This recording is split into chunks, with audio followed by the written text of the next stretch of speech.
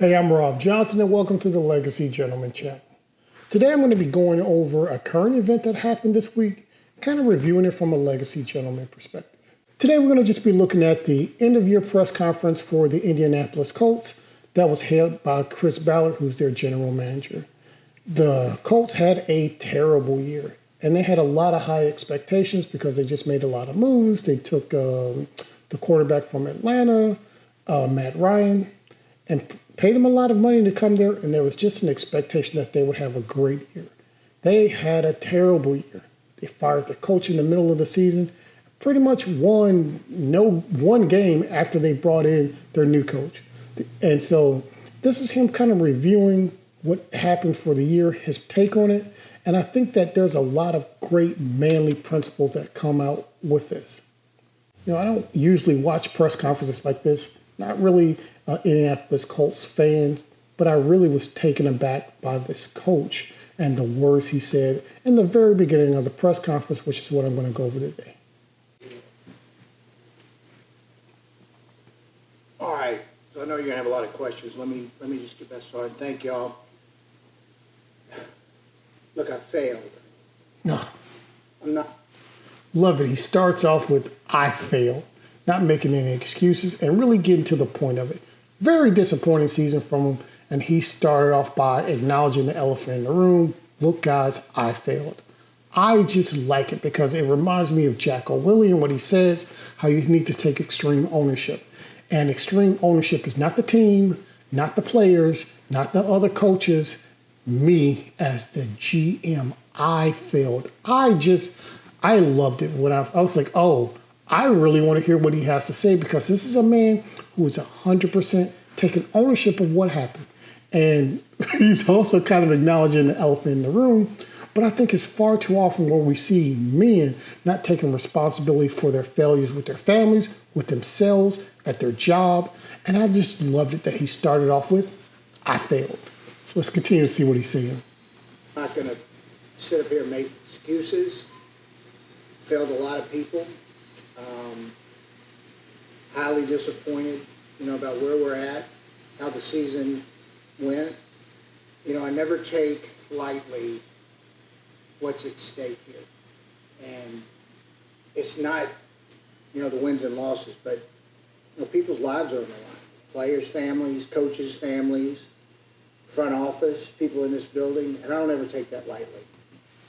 And I like that he go ahead and acknowledges really the main thing. And I think that's what we all have to look at, whatever our job is.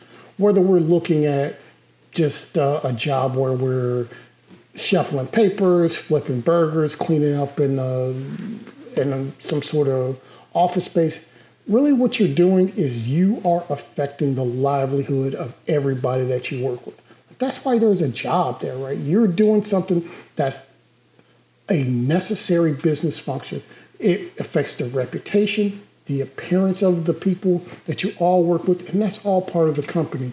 And when you slack on your job, when you do a halfway job, when you skirt out and leave that to other people's responsibility, you're affecting everybody's livelihood, how they feed their family, how they set the goals for themselves in their future. You have an effect on it, which is why people get fired and companies move on, because you are taking on the responsibility that affects everybody and just not caring about it. So that's I love how he acknowledges that it's not just his job, it's not just his livelihood. What he does affects everybody. I think it's great what he's talking about. So let's see what else he's going to say. And, I'm disappointed. Disappointed where we're at, and ultimately, it falls on my shoulders. I won't walk away from that. I won't run from it. Well, once again, I like this, right? He's talking about how this is his responsibility. He's owning it. I like that extreme ownership. And like I said, I even looking at his facial expressions and how his mannerism, he is not just saying words that people want to hear. He's coming across to me as very genuine, very emotional, that this is a thing that he's actually battled and struggled with. And like I said, the football season is long. The last game was here in January. So it's a really freaking long season to watch this whole thing unfold, and I'm sure he's struggling with it. I mean, those are very well-paying jobs, and you don't want to lose it. But even past that, you don't want to be that person that fails and let all these people down. And like I said, in this, to me, it really comes across that he's taken ownership of it and that he feels the responsibility of it. Because when push comes to shove, you're going to be known for the works you do, the quality of it, the number of people it affects. And this is something that we can lose in our day-to-day, but we really need to be cognizant of it because it is what we're building to every day. Let's continue on to what he's saying. Saying that, we'll grow from it, and I'll grow from it, and I'll get better because of it. Unfortunately, our greatest moments of growth and greatest times of growth happen in the darkness. And you just got to keep your eyes open and see the light. I love this part also. I truly believe that you get better when you fail, you get better when you work hard. And he talks about this being your greatest moments of growth in the dark times. Like that is 100% a thing that a lot of people need to get a hold of. It's easy in sports because you're not going to win every game. You're going to do your best. You're going to leave it all on the field. And sometimes you still fail. And it's easy to get that in a sports analogy. But like that is legitimately how life is. You only get better when you push yourself. And the best way to push yourself is to give it all you got. Do the best you can. Spend extra hours on it. Do all the preparation you can and still come up short. Like that is legitimately what's going to happen to you sometime. And understanding that and understanding that that is an opportunity for you to make yourself better is the best way for you to go. And I love the fact that he's bringing that up because that's 100% a life lesson. Man, life is tough. Life is difficult. Life is hard and life is long. And nothing in life worth doing, worth somebody's going to pay you for, is going to be easy. And you're going to have some setbacks with it. Life is going to be full of a lot of setbacks, but if you don't learn from them, you're going to repeat them. And darn it, if you quit after those setbacks, you're going to be far worse off than ever. This dark moment, it's going to be an opportunity. I got to be honest with you. I don't know if this man's going to keep his job. He probably, who knows? I don't know if he's going to keep his job. But he does speak properly about what this learning experience should be and what it should look like. And I think that's awesome. You had some rough moments, this season, thinking about, where we're at and how we got where we're at, the mistakes I had made, and there's only one way you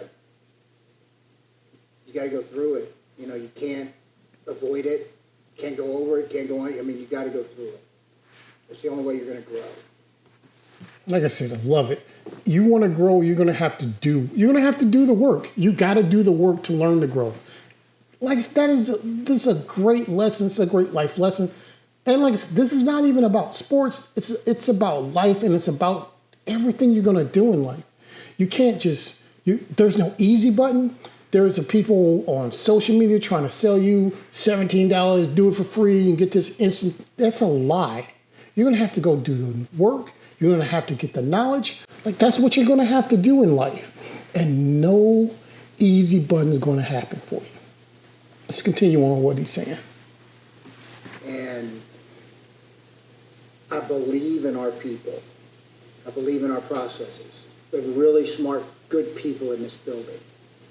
And I believe going forward we'll prove that. I know there's doubt. There should be. Absolutely there should be. The criticism.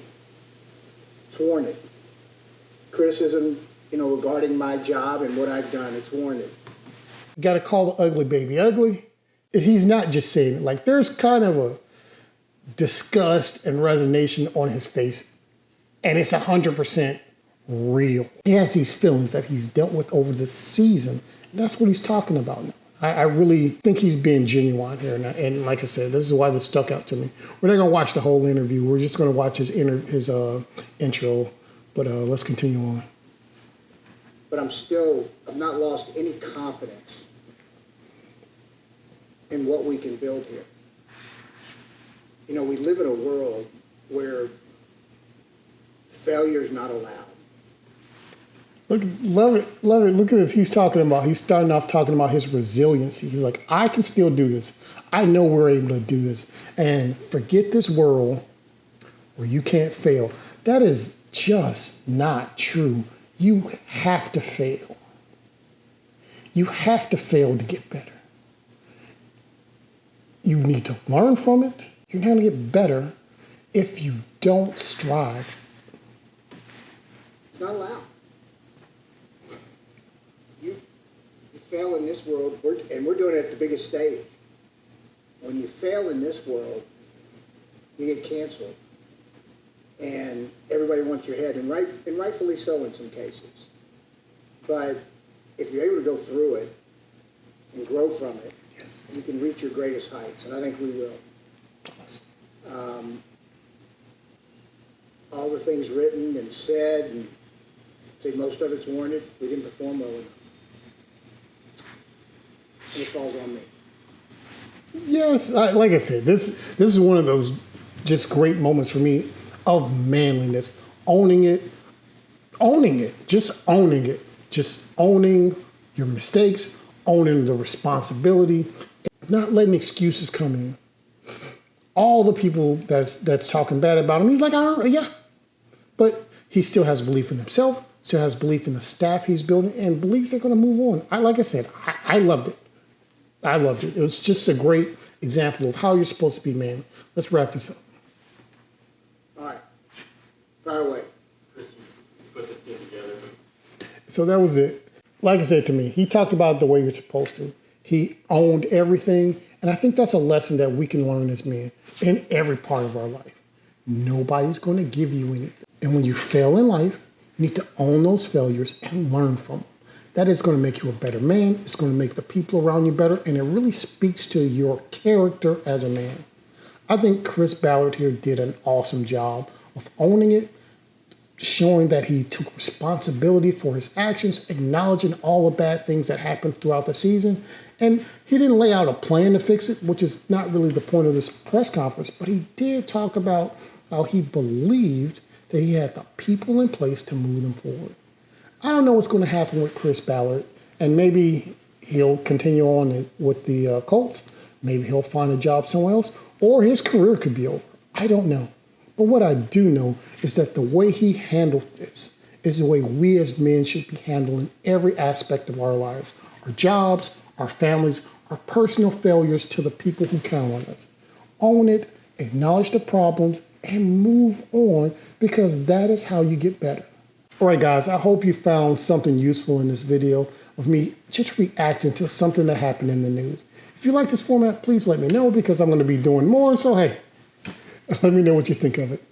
And if you want to see more videos that talk about how you can make yourself a better man, a man who will build the skills, works, and values that will be admired and desired 1,000 years from now, then please hit the subscribe button. And until next time,